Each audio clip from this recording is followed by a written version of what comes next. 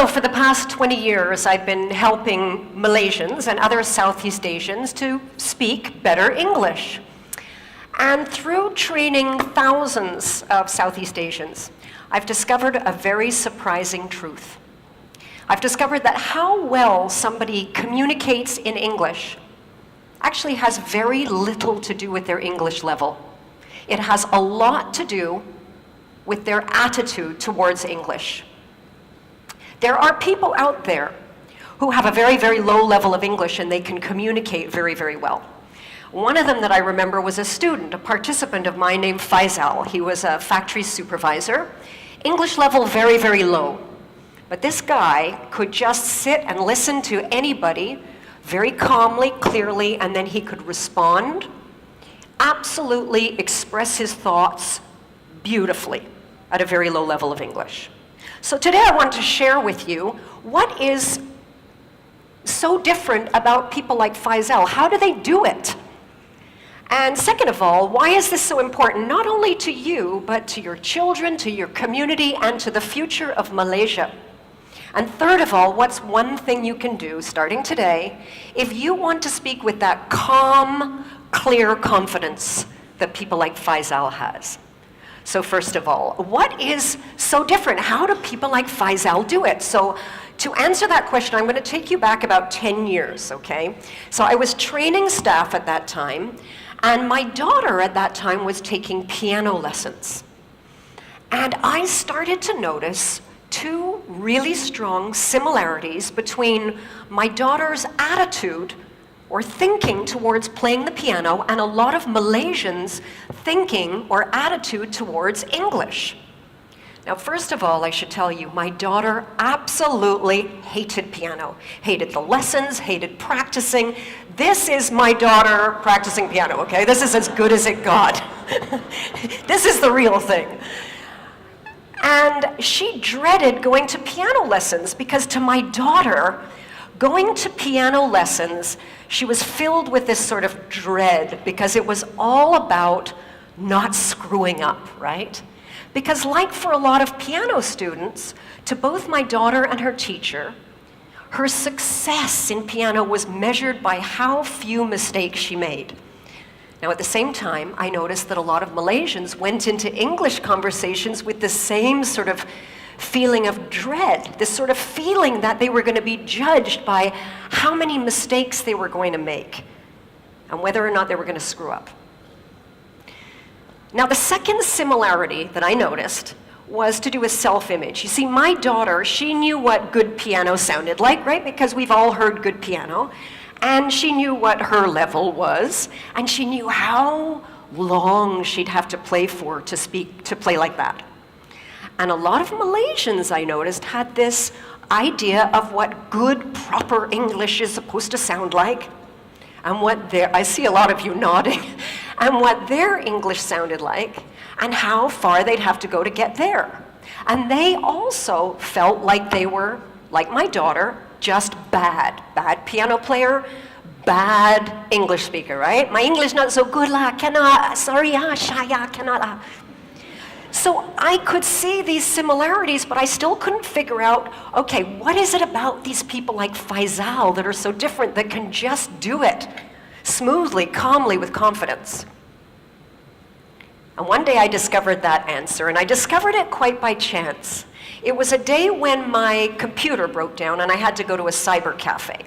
Now, okay, it was my first time and I discovered cyber cafes are disgusting places, okay? They're really gross. They're smelly and they're filled with boys and they're all playing noisy, violent games. They're just disgusting places.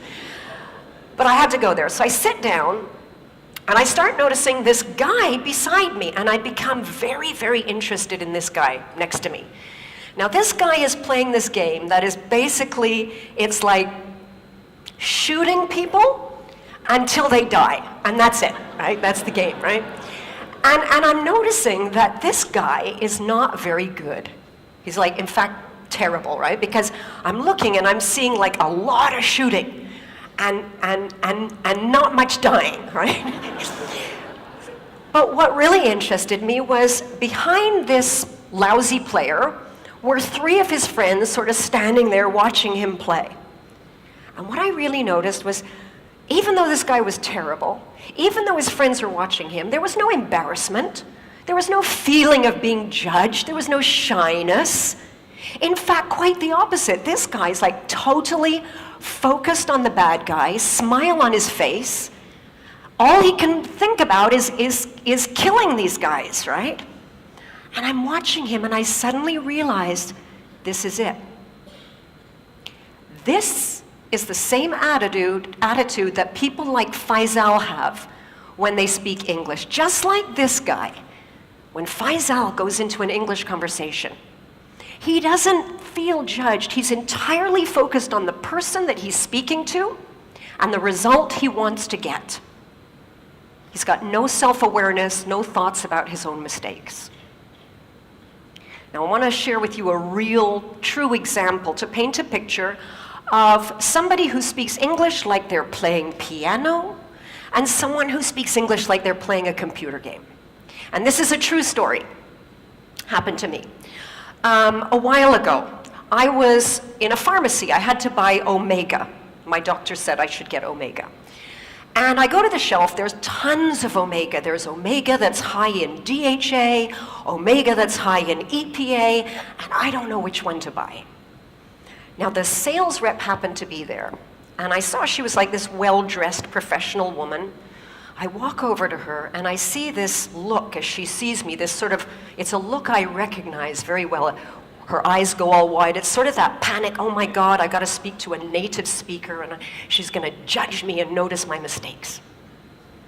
I go up to her, and I explain my situation, which Omega do I get? And she starts explaining to me everything about DHA and EPA you could possibly imagine. She speaks very quickly, goes all around in circles, and when she finishes, no idea what to buy. Right?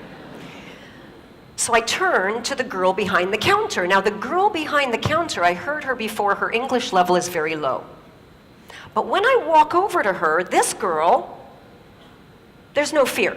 In fact, she's just looking at me. You know that look? Like, yeah, okay, so how? Right. Yeah, I've been in Malaysia a long time. So I go up to her and I explain the problem, EPA, DHA. She looks at me, she says, okay, EPA for heart, DHA for brain. Your heart okay or not? So I said, I said my heart is really, I think it's pretty good. She says, your brain okay or not? I said, yeah, no. No, my brain is not as good as it used to be. She looked, she said, okay la, you take Omega DHA, can? Problem solved, right? So we've got 2 different kinds of communicators. We've got the one who's got a high level, but totally focused on herself and getting it right, and therefore very ineffective. We've got another one, low level, totally focused on the person she's talking to and getting a result, effective. And therein lies the difference. Now, why is this distinction so important, not just to you, to your children, but to the future of Malaysia and countries like Malaysia? And to answer that, let's take a look at who actually is speaking English in the world today, okay? So if we looked at all of the English conversations in the whole world taking place right now on planet Earth, we would see that for every native speaker, like me, there are 5 non-native speakers. And if we listen to every conversation in English on planet Earth right now, we would notice that 96% of those conversations involved non-native English speakers. Only 4% of those conversations are native speaker to native speaker. This is not my language anymore. This language belongs to you. It's not an art to be mastered. It's just a tool. to use to get a result. And I want to give you a real-life example of what English is today in the world, real English today. This is another true story. I was at a barbecue a little while ago. This was a barbecue for engineers from all over the world, and they were making hot dogs. Now, some of the hot dogs were regular hot dogs, and some were these cheese hot dogs, you know, with the cheese in the middle. French engineer is cooking the hot dogs, and he turns to this Korean engineer and he says, would you like a hot dog? And the Korean guy says, yes, please. He says, do you want the cheese? And the Korean guy looks around at the table. He says, I no see cheese. French guy says, the hot dog contains the cheese. Korean guy doesn't understand him, right? So the French engineer tries again. The hot dog is making from with the cheese. Korean guy still doesn't understand. He tries again. He says, the hot dog is coming from. No, the cheese is coming from the hot dog. Korean guy cannot understand. Now this Japanese engineer who's been listening to this conversation turns to the Korean engineer and he says, cheese integrator. He understands, okay? Everybody understands. So this is what English is today. It's just a tool to play around with to get a result, like a computer game. Now the challenge is that we know in schools all around the world, right? English is not really being taught like it's a tool to play with. It's still being taught like it's an art to master. And students are judged more on correctness than on clarity.